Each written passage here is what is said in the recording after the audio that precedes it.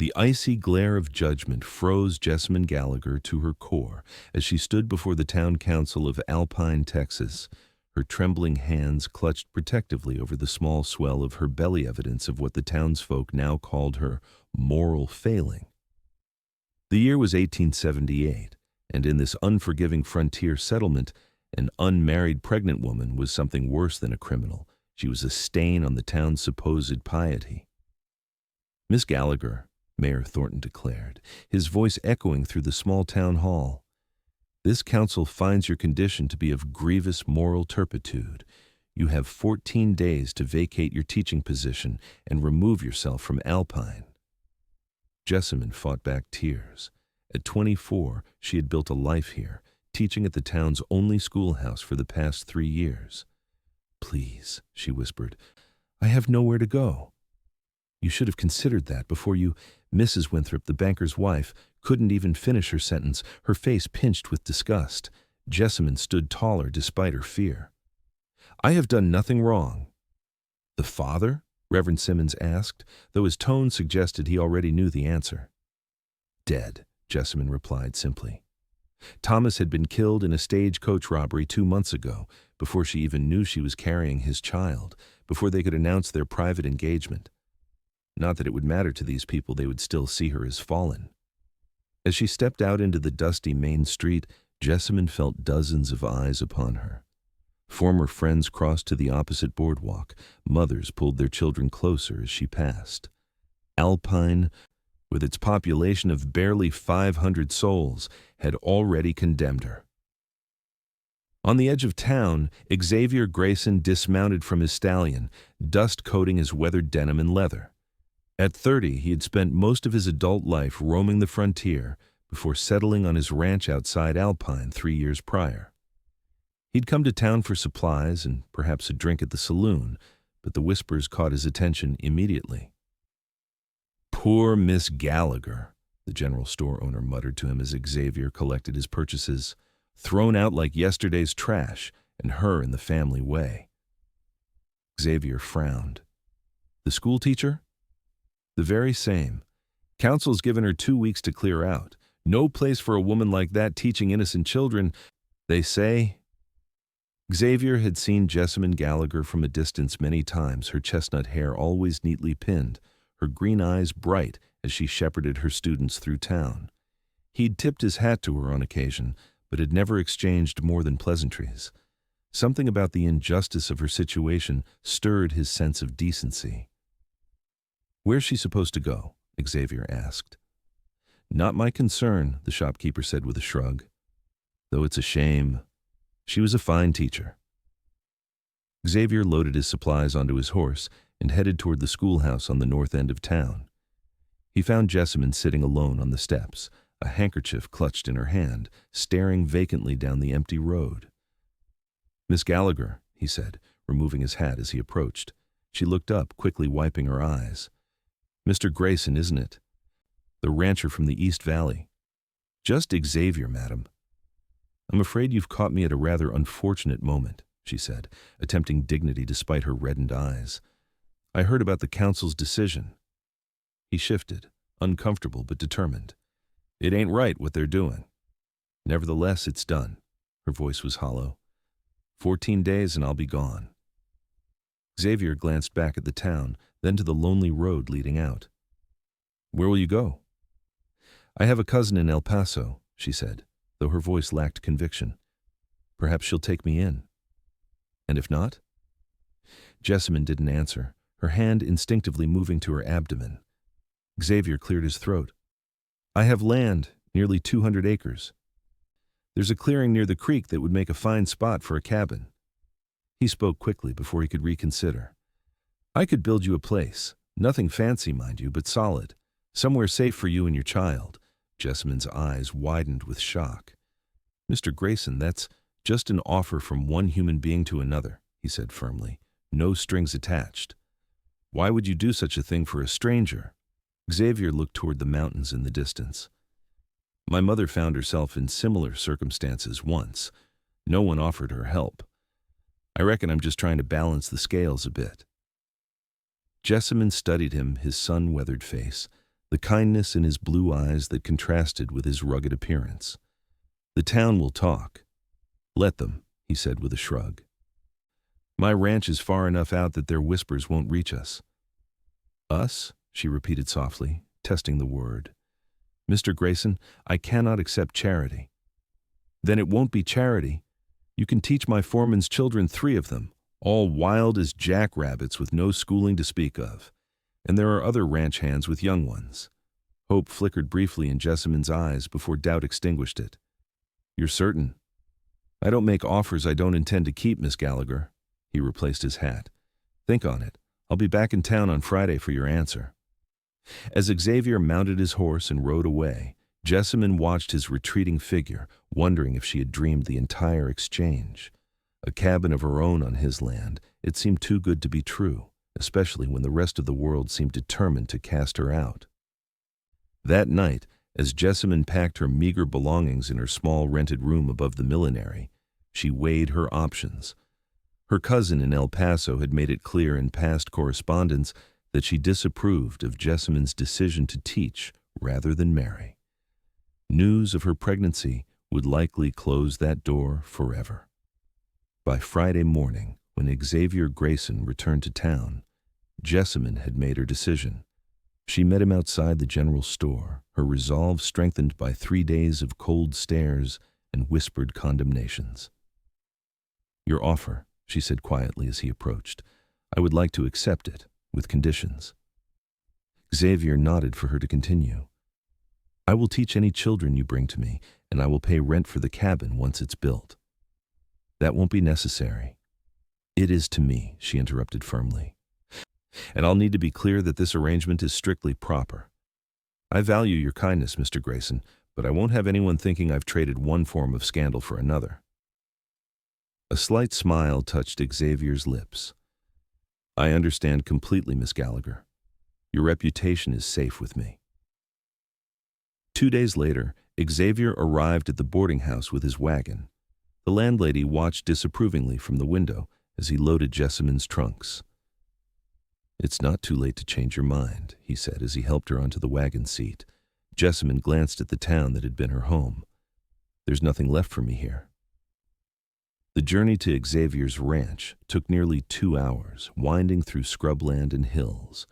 Jessamine watched as Alpine disappeared behind them and unfamiliar territory opened up. Finally, they crested a ridge, and Xavier pulled the horses to a stop. "There it is," he said, pointing to the valley below. "Grayson Ranch." Jessamine caught her breath. The ranch spread across the valley with a large main house, a bunkhouse, several barns and corrals filled with cattle and horses. A creek snaked through the property, lined with cottonwoods that offered rare shade in the Texas landscape. "It's beautiful," she whispered. Xavier pointed to a clearing about a quarter-mile from the main house. "That's where I thought to build your cabin. Near enough if you need anything, but with privacy." As they approached the ranch, several workers paused to watch their arrival. Xavier's foreman, a man named Harlan Cooper, approached the wagon. "This must be the teacher," he said, tipping his hat to Jessamine. "Miss Gallagher, this is Harlan Cooper. His 3 children will be your first pupils." "Pleased to meet you, Mr. Cooper. I look forward to meeting your children." "They need the learning, that's for certain," Harlan said with a wry smile. "My wife Caroline will be mighty pleased to have you here." Xavier helped Jessamine down from the wagon. "Until your cabin is built, you can stay in the guest room in the main house. My housekeeper, Mrs. Espinosa, will see to your comfort." Jessamine hesitated. "I don't wish to impose." "It's no imposition. The house is too big for just me anyway." The main house was impressive for a frontier ranch, 2 stories with a wide porch wrapping around 3 sides. Inside, it was surprisingly comfortable, with solid furniture and a few unexpected touches of refinement, like imported rugs and bookshelves filled with volumes. Mrs. Espinosa, a stern-looking woman in her 50s, showed Jessamine to a pleasant bedroom on the 2nd floor. "Dinner at 6, she said simply, before leaving Jessamine to settle in. That evening, after a quiet meal with Xavier in the large dining room, Jessamine asked, How soon do you think the cabin might be ready? With good weather and a few extra hands, 3 weeks, Xavier replied. I've already sent for lumber. And in the meantime, when should I start teaching? Harlan's wife suggested we convert the old storage room behind the bunkhouse. It's clean and has windows. Would that suffice until something proper can be arranged? Jessamine nodded. I can begin whenever the children are ready. Monday then, Xavier said with a nod. 5 children to start the Cooper's 3, plus Miguel's 2 from the south pasture. That night, lying in a strange bed in a strange house, Jessamine placed her hands on her growing belly. We'll be all right, she whispered to her unborn child. We've found a place, at least for now. The next morning, Xavier was gone before dawn, but Mrs. Espinosa informed Jessamine that he would be marking out the cabin site and wanted her opinion by midday. After breakfast, Jessamine explored the ranch house, finding it comfortable but lacking a woman's touch. Xavier had clearly built it with a family in mind, but something had kept him from creating one. Around noon, Jessamine walked to the clearing Xavier had shown her. She found him with 3 ranch hands driving stakes into the ground to outline a cabin. Miss Gallagher, he called when he spotted her. Come see if this meets your approval. The planned cabin was larger than she expected: a main room, a bedroom, and even a small kitchen area. This is very generous, Mr. Grayson. Xavier, please. And it's not generous, it's practical. A proper home stands longer and provides better protection against the elements. Xavier, then, she conceded. It looks perfect. He grinned, revealing a rarely seen dimple in his right cheek. Good. We'll start digging the foundation tomorrow. As the men returned to their tasks, Jessamine noticed a woman approaching, 3 children trailing behind her like ducklings. You must be Miss Gallagher, the woman said warmly. I'm Caroline Cooper. These are my children, William, Sarah, and Joseph. The children eyed Jessamine curiously but politely. William, the oldest at about 12, tipped his hat just like his father. Sarah, around 9, offered a curtsy, while Joseph, no more than 6, hid partially behind his mother. I'm delighted to meet you all, Jessamine said. I understand I'll be your teacher starting Monday. Caroline nodded. They're excited, though they might not show it. We've been trying to teach them ourselves, but there's always so much work. I understand completely. I'll do my best with them. Caroline hesitated before saying quietly, I want you to know, not everyone shares the town's opinion. What they did to you wasn't Christian, no matter what Reverend Simmons says. Jessamine's eyes burned with unexpected tears. Thank you, Mrs. Cooper. Caroline, please. And if you need anything for yourself, or... She glanced meaningfully at Jessamine's midsection. I've brought 3 into the world. I know a thing or two. As Caroline led her children away, Xavier approached. The Coopers are good people, he said. Most folks out here are. They judge a person by their actions, not by gossip. I'm beginning to see that, Jessamine replied, though I wonder how many in town would agree with your assessment of me. Xavier's expression hardened slightly. Their opinions don't matter out here. This is my land, and you're under my protection now. The word protection sent an unexpected warmth through Jessamine. It had been so long since anyone had stood up for her, not since Thomas, and before him, her father, who had passed 5 years ago. Over the next week, Jessamine settled into life at Grayson Ranch. She began teaching in the converted storeroom, which she and Caroline had transformed into a serviceable classroom with a blackboard, 4 benches, and a small desk. The 5 children were eager to learn, especially once they discovered that Miss Gallagher made learning into games when possible. In the evenings, Jessamine often found herself sitting on the porch with Xavier, watching the sunset paint the sky in brilliant oranges and purples. Their conversations started awkwardly, but gradually eased into comfortable exchanges.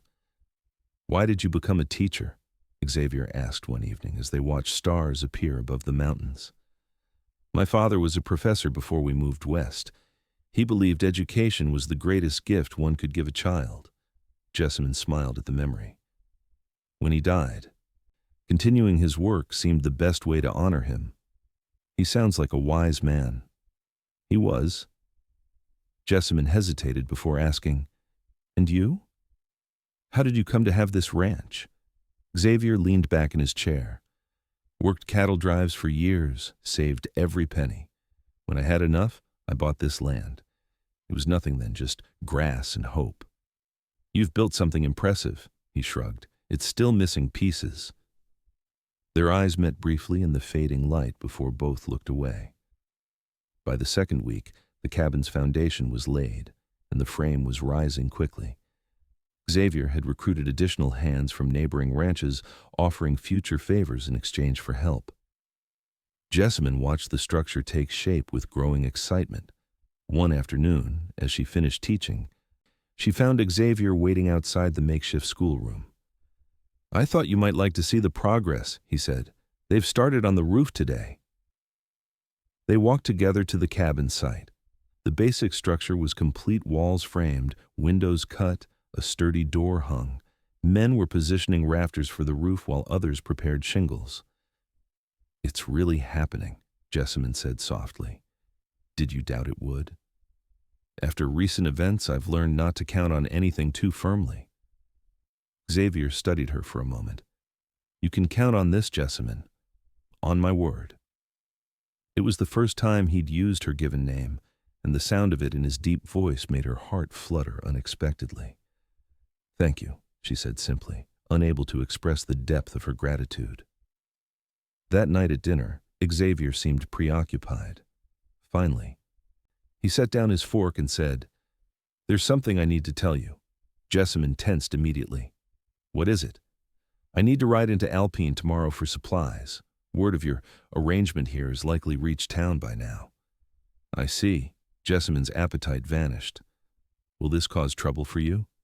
"Not trouble I can't handle," he assured her. "But I wanted you to know that whatever you hear about town's reaction, your place here is secure." The next day, Xavier rode to Alpine alone. The moment he tied his horse outside the general store, he sensed the change in atmosphere. Conversation stopped as he entered, and several men nodded stiffly rather than offering their usual greetings. "Mr. Grayson," the store owner said cautiously. "Your usual order?"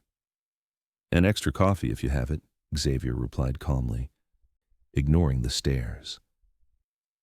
As the store owner gathered supplies, Reverend Simmons entered with Mayor Thornton. "Ah, Mr. Grayson," the Reverend said with false cordiality. "We were hoping to speak with you." Xavier nodded but continued examining a new saddle blanket. "Speak then." "It's come to our attention that you've taken in Miss Gallagher," Mayor Thornton said. "While your Christian charity is commendable." "Is it charity to recognize injustice when I see it?" Xavier interrupted. The Reverend's expression soured. "The town made a moral judgment based on fear and hypocrisy," Xavier finished. "Miss Gallagher harmed no one. She's an excellent teacher who found herself in difficult circumstances." "And you've provided quite convenient circumstances for her," Reverend Simmons insinuated. "A single woman living on the property of a bachelor." Xavier stepped closer to the Reverend, his voice dangerously low. "Choose your next words carefully, Simmons. Miss Gallagher is building her own cabin on my land and teaching the children of my ranch hands. There is nothing improper in our arrangement." "The appearance—" "I don't give a damn about appearances," Xavier said firmly. "And neither should men who claim to follow the teachings of Jesus. Wasn't he the one who spoke against casting stones?" Several customers murmured in agreement, causing the Reverend to flush with anger. "You've made your choice, Grayson," Mayor Thornton said stiffly, "but don't expect Alpine to welcome you as before." Xavier paid for his supplies and loaded them onto his wagon. As he prepared to leave, Mrs. T. Winthrop approached with several other ladies from the town council. "Mr. Grayson," she said primly, "we're concerned about the children being exposed to Miss Gallagher's influence." Xavier secured the last crate before turning to face them. "Mrs. Winthrop, in the 3 years I've lived near Alpine, I've seen you in church every Sunday. heard you quote scripture at every gathering, and watched you organize prayer circles. Yet when one of your own needed compassion most, you showed none. Her condition is a blessing, not a sin, Xavier said firmly, and those children are receiving an education from one of the finest teachers I've ever seen.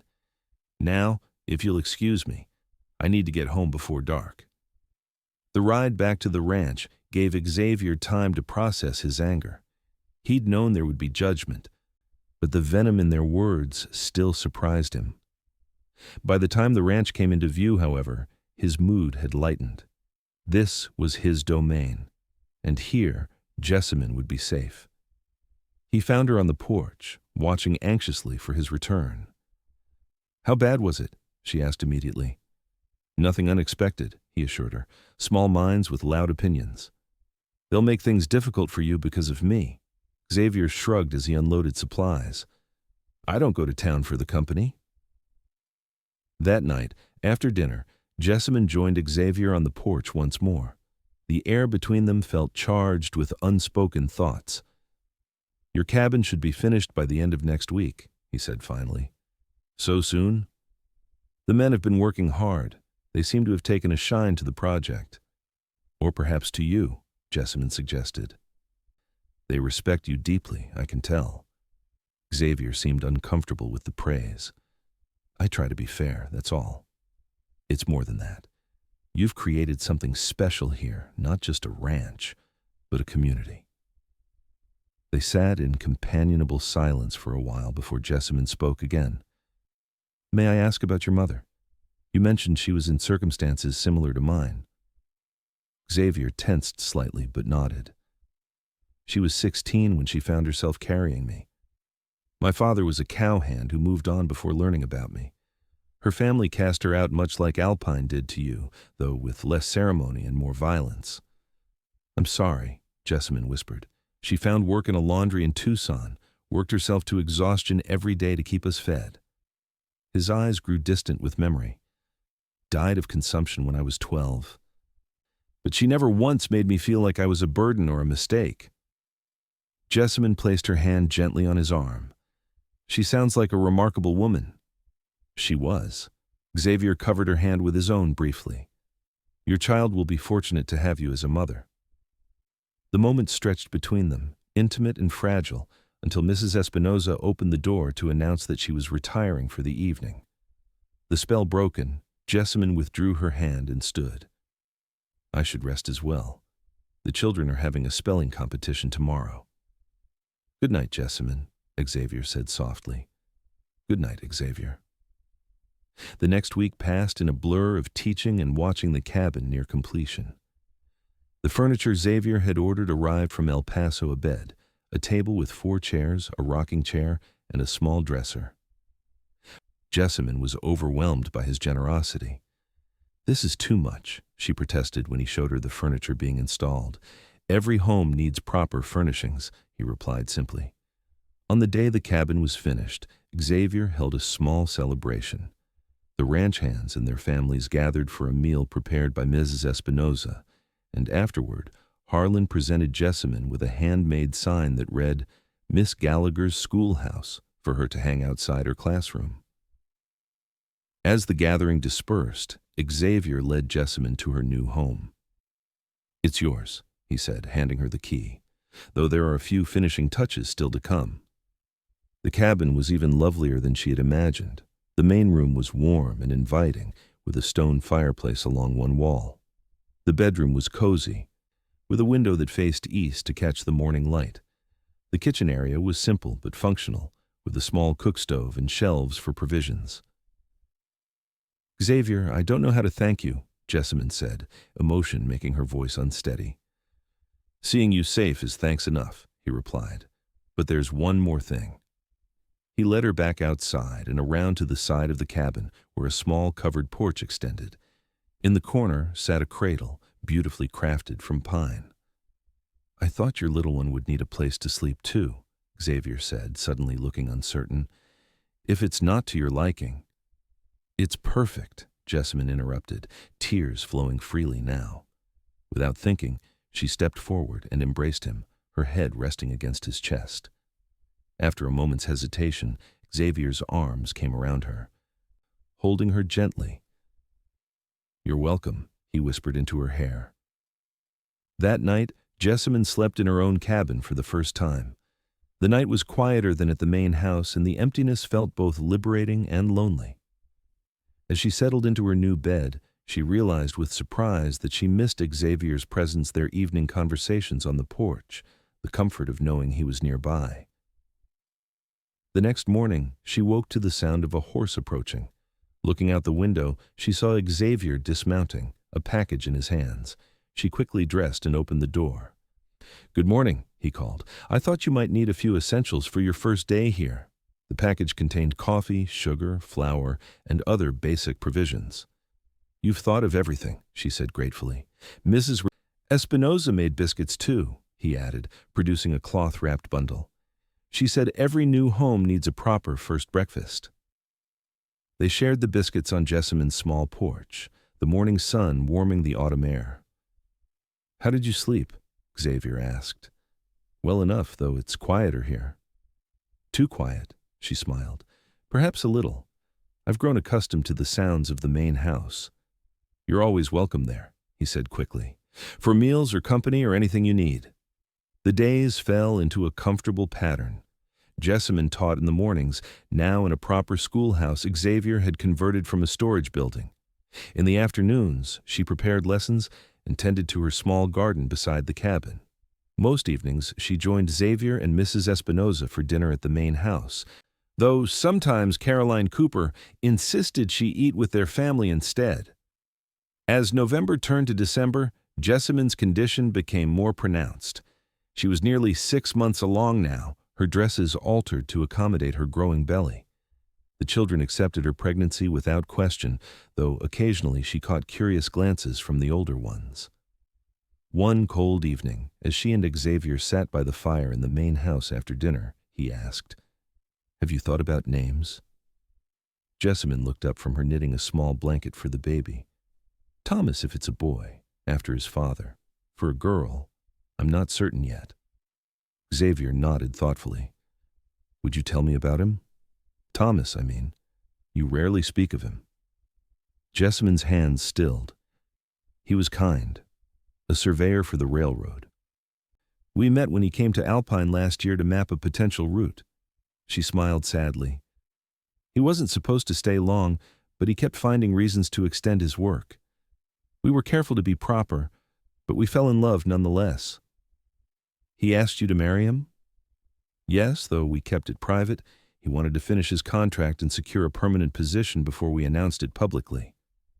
Her voice grew quieter. "He was on his way back from presenting his findings when the stagecoach was attacked.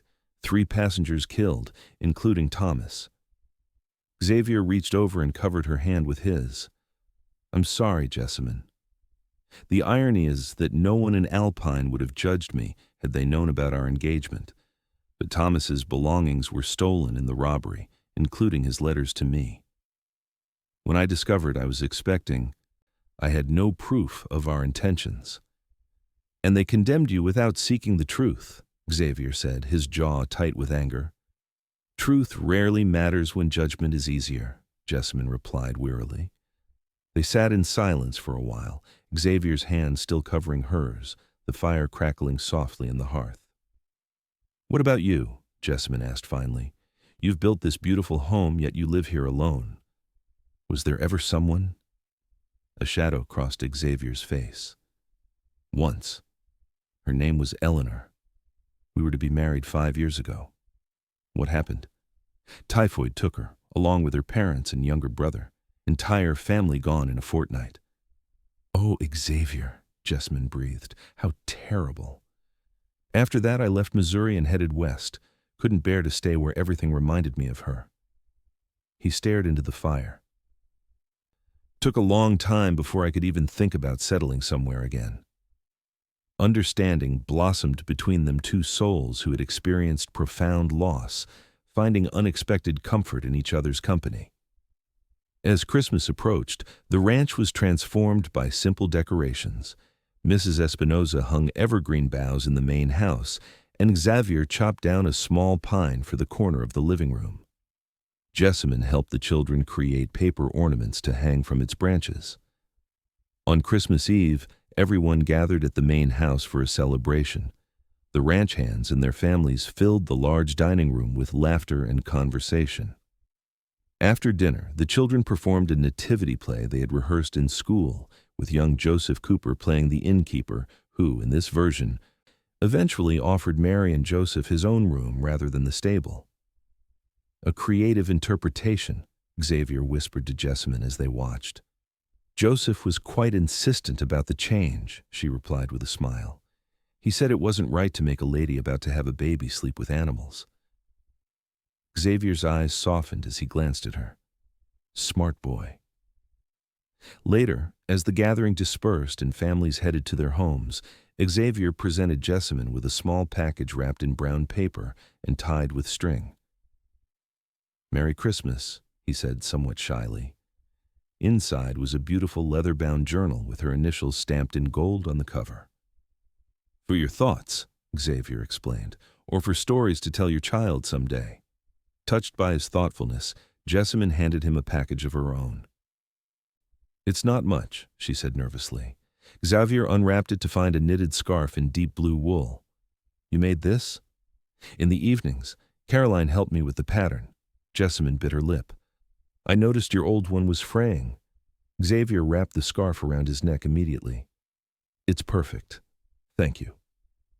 As Jessamine prepared to return to her cabin, snow began to fall, a rare occurrence in this part of Texas. "I'll walk you home," Xavier offered, gathering her shawl for her. They stepped out into the gentle snowfall, their breath forming clouds in the cold air. The ranch was transformed into a mystical landscape of white, moonlight reflecting off the fresh snow. "It's beautiful," Jessamine said, her face upturned to catch snowflakes. Xavier wasn't looking at the snow. "Yes, it is." When they reached her cabin, Jessamine turned to thank him for the evening and found him standing closer than she expected. For a moment, neither moved, the air between them charged with unspoken feelings. Then Xavier stepped back. "Good night, Jessamine. Merry Christmas." "Merry Christmas, Xavier," she replied softly, watching him walk away through the falling snow. January brought bitter cold to the ranch. Xavier ensured Jessamine's cabin was well stocked with firewood, and Mrs. Espinosa sent over extra blankets. The children still came for lessons, bundled in coats and scarves, their cheeks pink with cold. One morning, as Jessamine stoked the fire in the schoolhouse stove, she felt a sharp pain in her abdomen. She gasped and steadied herself against the desk, waiting for it to pass. When it did, she continued with her day, though more pains came intermittently. By afternoon, as the children were working on their arithmetic, another pain stronger than before made Jessamine clutch the edge of her desk. William Cooper noticed immediately. "Miss Gallagher, are you all right?" "I'm fine, William. Just a little—" Another pain cut off her words. "I'll get Mr. Grayson," William said, already heading for the door. "No, that's not—" But he was gone before she could stop him. Minutes later, Xavier burst into the schoolhouse, concern etched on his face. "Jessamine?" "It's nothing," she insisted, though her pale face betrayed her. "Just some discomfort." Xavier wasn't convinced. "Sarah, run and fetch your mother. William, take the younger children to the kitchen for some of Mrs. Espinosa's cookies." Once the children were gone, Xavier approached Jessamine cautiously. "How bad is the pain?" "It comes and goes," she admitted, "but it's too early. The baby isn't due for at least 2 more months." "We don't know that it's the baby," Xavier said, though worry lined his face. "Let's get you back to your cabin to rest." He helped her to her feet, but as they reached the door, Jessamine doubled over with another pain, more intense than before. "Xavier," she gasped, clutching his arm. "Something's wrong." Without hesitation, he swept her into his arms and carried her quickly toward her cabin. Caroline met them on the path, her expression changing from curiosity to concern when she saw Jessamine's face. "How far apart are the pains?" she asked, hurrying alongside them. "Too close," Xavier replied grimly, "and it's too early." In the cabin, Xavier gently laid Jessamine on her bed while Caroline examined her with practiced efficiency. "It's not labor," Caroline announced after a few moments. "But you're right that something's not right. The baby's kicking hard, though, which is good." "What can we do?" Xavier asked, hovering anxiously by the door. "Bed rest for now," Caroline said firmly. "Complete bed rest. No teaching, no housework, nothing." "For how long?" Jessamine asked weakly. "Until those pains stop completely. Could be days, could be weeks." Caroline turned to Xavier. "She'll need someone with her, at least for the next few days." "I'll stay," Xavier said immediately. "No," Jessamine protested. "You have the ranch." "Harlan can handle things," Xavier insisted. "I'm not leaving you alone." Caroline nodded approvingly. "I'll bring some of my herbal tea. It helped when I carried Joseph. He was determined to arrive early, too." After Caroline left, Xavier pulled a chair beside Jessamine's bed. "You should have told me you were in pain earlier." "I didn't want to worry anyone," she said, then grimaced as another pain came. Xavier took her hand, letting her squeeze it until the pain passed. "Jessamine, you're not alone anymore. You don't have to handle everything by yourself." Tears welled in her eyes. "I've been independent for so long. It's hard to remember that I can rely on others now." "Well, remember it," he said firmly, though his eyes were gentle, "because I'm not going anywhere." True to his word, Xavier stayed by Jessamine's side for the next 3 days. He slept on a bedroll near the fireplace, stoked the fire through the night, and brought her meals prepared by Mrs. Espinoza. Caroline visited twice daily to check on Jessamine's condition, bringing herbal remedies and reassurance. By the 4th day, the pains had subsided. Caroline declared that the danger had passed, though she insisted Jessamine remain in bed for at least another week. "The baby needs more time," she explained. "Every day you can keep that little one inside is important." Xavier continued to split his time between the ranch and Jessamine's cabin, handling ranch business in the early mornings and evenings while spending the bulk of the day keeping her company. They played cards, read to each other from Jessamine's small collection of books, and talked for hours. "Tell me about your dreams," Xavier asked one afternoon as snow fell outside the window. Before all this happened, Jessamine considered the question. "I wanted to start a proper school someday. Not just a one-room schoolhouse, but a real academy where children could learn more than basic reading and figures." "That's still possible, you know," Xavier said. "Your life isn't over because of the baby." "Perhaps, but my priorities have shifted." She placed a hand on her rounded belly. "Now I dream of giving this child a secure home, a good upbringing." "And what about," Xavier hesitated, "what about a family? A complete one, I mean." Jessamine met his eyes. "Are you asking if I plan to marry someday?" "Yes," he admitted, "if you found the right person." "I think," she began slowly, "I would like that, but only if it were for the right reasons, not just for security or for the child's sake." "For love," Xavier said softly. "Yes, for love." Their gazes held for a long moment before Jessamine looked away, suddenly self-conscious. The following week, when Jessamine was finally allowed out of bed, Xavier reluctantly returned to his usual duties.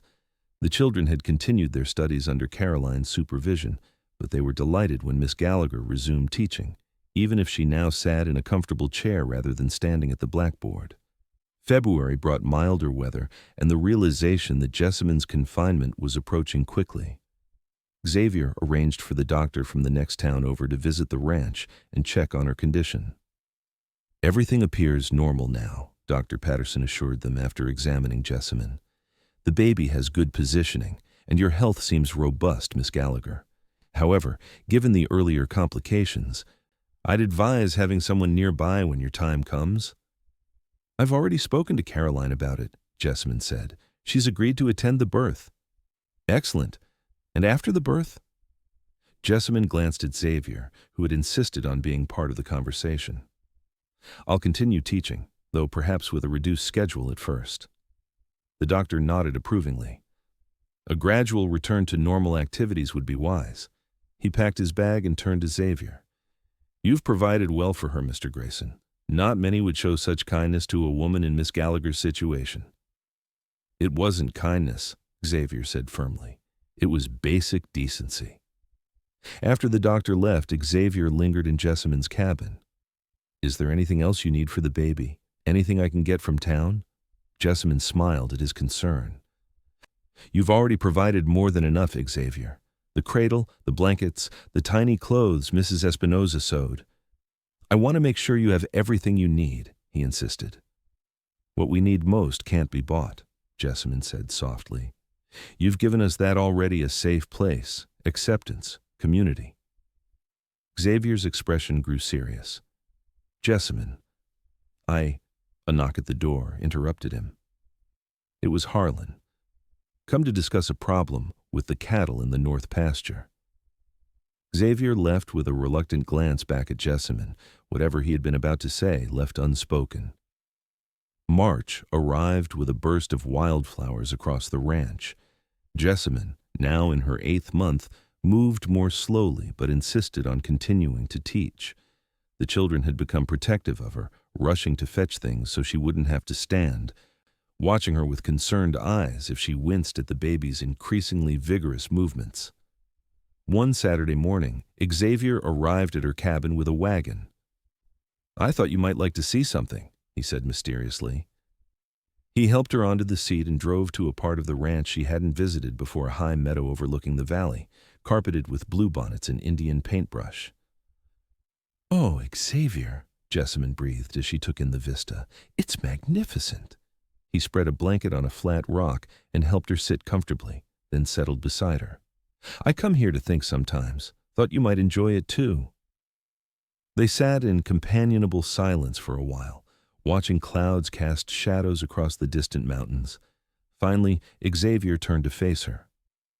Jessamine, there's something I've been wanting to ask you. The seriousness of his tone made her heart beat faster. Yes? These past months having you at the ranch, he paused, searching for words. It's changed things, changed me. It's changed me too, she admitted softly. I know you still mourn Thomas, and I respect that. I would never want to dishonor his memory or your feelings for him. Xavier took a deep breath. But I find myself thinking about you all the time, worrying about you, wanting to make you smile. Jessamine's eyes widened as she realized where this was heading. I've grown to care for you deeply, Jessamine, and for your child. Xavier took her hand gently. I want to ask if you might consider a future with me. Not right away, I know you need time, but someday, when you're ready. Tears filled Jessamine's eyes, surprising her. Xavier, you don't have to answer now, he said quickly. I just wanted you to know how I feel, that regardless of your answer, your home here is secure. Jessamine squeezed his hand. My feelings for you have grown too, Xavier, in ways I never expected. She looked down at their joined hands. When Thomas died, I thought that part of my life was over. I never imagined I could feel this way again. Hope lit Xavier's eyes. Does that mean... It means I need a little time, she said gently. To be sure, my heart is following truth and not just gratitude. You deserve nothing less than complete certainty. Xavier nodded, lifting her hand to his lips for a brief, tender kiss. I can wait. The following week passed in a heightened state of awareness between them. Their interactions were charged with new meaning, each smile, each accidental touch, each moment of shared laughter carrying the weight of possibility. Then, in the early hours of a Thursday morning, Jessamine woke to unmistakable pain and dampness in her bed. The baby was coming. She managed to light a candle and was about to attempt the walk to the main house when another contraction hit, stronger than she expected. Gasping, she sank back onto the bed. After the pain subsided, she made her way to the door and saw a lantern light in the bunkhouse. Cupping her hands around her mouth, she called as loudly as she could, "Hello, I need help." To her immense relief, one of the ranch hands heard her and came running. Within minutes, Xavier and Caroline were rushing into her cabin. "It's time," Jessamine said simply. As another contraction made her grip the bedpost, Caroline immediately took charge, sending Xavier to boil water and fetch clean linens while she helped Jessamine back to bed. "First babies often take their time," Caroline assured her. "We have plenty of hours to prepare." But Jessamine's baby had other ideas. By mid-morning, her labor was progressing rapidly. Xavier paced outside the cabin, flinching each time he heard Jessamine cry out in pain. Inside, Caroline coached Jessamine through each contraction. "You're doing beautifully," she encouraged. "Not much longer now." Shortly after noon, the sound of a newborn's cry pierced the air. Xavier, who had been sitting on the porch steps, leapt to his feet, his heart pounding with anticipation. Several minutes later, Caroline opened the door, her face flushed but smiling. "You can come in now. There's someone who wants to meet you." Xavier entered cautiously. Jessamine lay propped up in bed, her hair damp with sweat but her face radiant. In her arms was a tiny bundle wrapped in a soft blanket. "Xavier," she said softly, "meet Thomas Xavier Gallagher." His breath caught at the sound of his name given to her son. "Thomas Xavier?" "If that's all right," Jessamine said hesitantly. "He should know both men who shaped his life, his father by blood, and the man who gave us a home when we had none." Emotion made it difficult for Xavier to speak. He approached the bed and gazed down at the tiny face, red and wrinkled, with a shock of dark hair. "He's perfect," Xavier whispered. "Would you like to hold him?"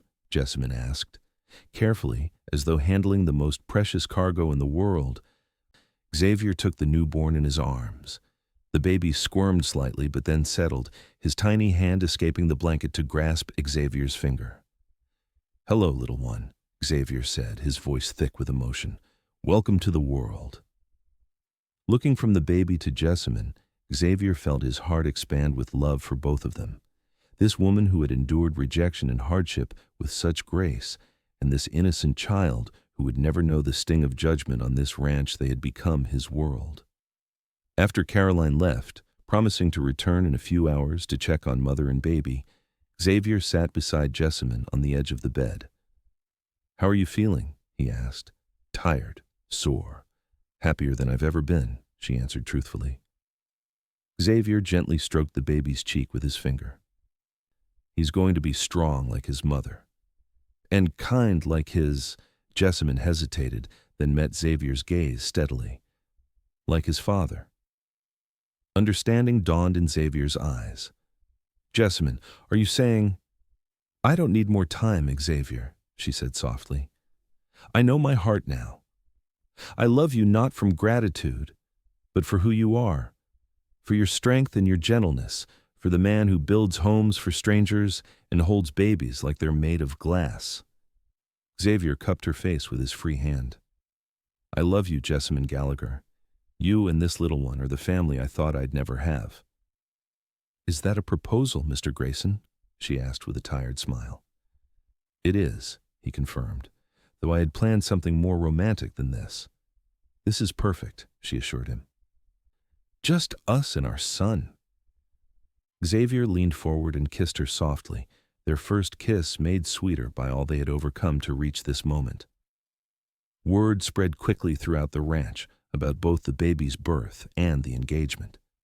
Mrs. Espinosa claimed she'd known all along that they would end up together, while Harlan organized the ranch hands to expand Jessamine's cabin immediately. "You'll need more room for a proper family," he insisted. 2 weeks later, as Jessamine recovered and baby Thomas grew stronger daily, Xavier received an unexpected visitor. Mayor Thornton rode up to the main house looking uncomfortable and out of place. Xavier met him on the porch, his stance protective. "Mayor, this is a surprise." "Mr. Grayson," Thornton acknowledged stiffly, "I've come to extend the town's congratulations on your engagement and the birth of the child." Xavier's eyebrows rose. "Have you now?" "Yes. And to acknowledge that perhaps the town council was hasty in its judgment of Miss Gallagher." The mayor shifted awkwardly. "Particularly in light of information that has recently come to our attention." "What information?" A letter arrived for Miss Gallagher from the railroad company. It seems her fiancé had named her as his beneficiary and mentioned their engagement in official documentation. Xavier's jaw tightened. So now that her story is proven true, the town feels remorse. The mayor had the grace to look ashamed. We would like to extend an invitation for her to resume her teaching position in Alpine, should she wish it, with appropriate accommodations for her. New family situation. I'll convey your message, Xavier said coolly, but don't expect her to rush back to people who abandoned her when she needed them most. After the mayor left, Xavier went to Jessamine's cabin, where she was nursing Thomas in the rocking chair by the window.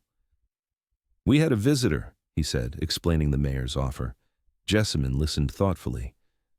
So they want me back now that my reputation is restored? Yes. What do you want to do? She looked down at her son, then back at Xavier. My place is here, with you, with the children of this ranch who never judged me and the community that welcomed us. Her expression grew determined. But I would like to start a proper school eventually, not just for our ranch children, but for any who wish to learn, perhaps on the edge of our property, accessible to town children too. Xavier smiled proudly. Our property. I like the sound of that. So do I, she said, returning his smile. This is our home, Xavier, the one we'll build together. In May, with wildflowers blanketing the meadows again, Jessamine and Xavier were married under a canopy of cottonwoods by the creek. The entire ranch turned out for the celebration, along with a few townsfolk brave enough to defy lingering prejudice. Baby Thomas, now 3 months old and thriving, was held by Mrs. Espinosa during the ceremony. When Reverend Johnson, from the neighboring town, not Reverend Simmons, pronounced them husband and wife, Xavier kissed Jessamine with such tenderness that several women dabbed at their eyes. The celebration lasted well into the evening, with dancing and feasting under lantern light. As the party continued around them, Xavier led Jessamine away from the crowds to the spot where he had first declared his feelings, the high meadow overlooking the valley. In the fading light, he presented her with a small box. Inside was a gold locket, and when she opened it, she found a tiny portrait of Thomas on one side and Xavier on the other. For you to keep your men close to your heart, he said softly. Always, she promised, drawing him down for a kiss. By the following spring, the expanded cabin had become a proper home, with a nursery for Thomas and a large kitchen where Jessamine experimented with recipes under Mrs. Espinosa's tutelage. The schoolhouse had been expanded as well, now accommodating 15 children, some from neighboring ranches who rode in daily for Miss Gallagher's renowned teaching. On Thomas's first birthday, as family and friends gathered to celebrate, Jessamine pulled Xavier aside to share a special piece of news. I believe our family will be growing again, she whispered, placing his hand on her still flat stomach. By winter's end, Xavier's face lit up with joy. Really? You're certain? Caroline confirmed it yesterday, Jessamine said, her eyes shining. Thomas will have a little brother or sister. Xavier swept her into a gentle embrace, mindful of their guests. I never imagined such happiness was possible, he murmured against her hair. Nor did I, she admitted. That day in Alpine, when the council cast me out, it felt like the end of everything. But it was really the beginning. Later that evening, after the guests had gone and Thomas was sleeping peacefully in his crib, Xavier and Jessamine stood on the porch of their home, his arm around her waist as they gazed at the stars. Do you ever regret it? Xavier asked. Coming here, tying your life to mine and this ranch? Jessamine leaned into his embrace. Not for a single moment. This is where I was meant to be, where we were meant to be. The town still talks, he said. I heard whispers at the general store last week. Let them talk, Jessamine said with a smile, echoing his words from that first day. Their whispers can't reach us here. In the years that followed, the Grayson family grew and flourished. A daughter, Eleanor Caroline, joined them the following winter, followed 2 years later by twins, James and Sarah. Thomas grew into a thoughtful, responsible boy who adored his siblings and showed a talent for working with horses like his father. The ranch prospered under Xavier's management, expanding to include new pastures and becoming known throughout Texas for its fine cattle and fair business practices. Jessamine's school gained a reputation for excellence, eventually growing into the academy she had once dreamed of, with students coming from as far as El Paso to board during the school year. Alpine gradually softened its stance toward the Graysons, especially as their success made them important to the region's economy. By the time Thomas was 10, the family could visit town without drawing stares or whispers. On the 15th anniversary of the day Jessamine had first come to the ranch, Xavier surprised her with a special gift, the deed to the high meadow where he had proposed, along with plans for a cottage they could use as a retreat from the bustle of ranch life. "For moments when we need to remember how it all began," he said as they stood among the bluebonnets. Jessamine, her chestnut hair now threaded with silver, leaned against her husband's shoulder. "I remember every day," she said softly. "Every time I see you with our children, every time I watch Thomas working alongside you with the horses, every night when we sit on the porch together." Xavier pulled her close. Who would have thought that the town's cruelty would lead to so much joy? "Perhaps that's the greatest lesson in all of this," Jessamine mused, "that sometimes what seems like the end is really just the beginning of something beautiful." As they walked back down the hillside toward their home, they could see their children playing in the yard. Thomas teaching the twins to rope, Eleanor watching from the porch with a book in her lap. The main house stood solid and welcoming. The bunkhouse bustled with activity, and Jessamine's schoolhouse gleamed with fresh paint in the afternoon sun. From a single act of compassion, a cabin built for a woman in need had grown a legacy of love that would endure for generations. Their story, which began in rejection and uncertainty, had transformed into one of the greatest romances the Texas frontier had ever known, proof that even in the Wild West, where life was often harsh and unforgiving, love could take root and flourish against all odds.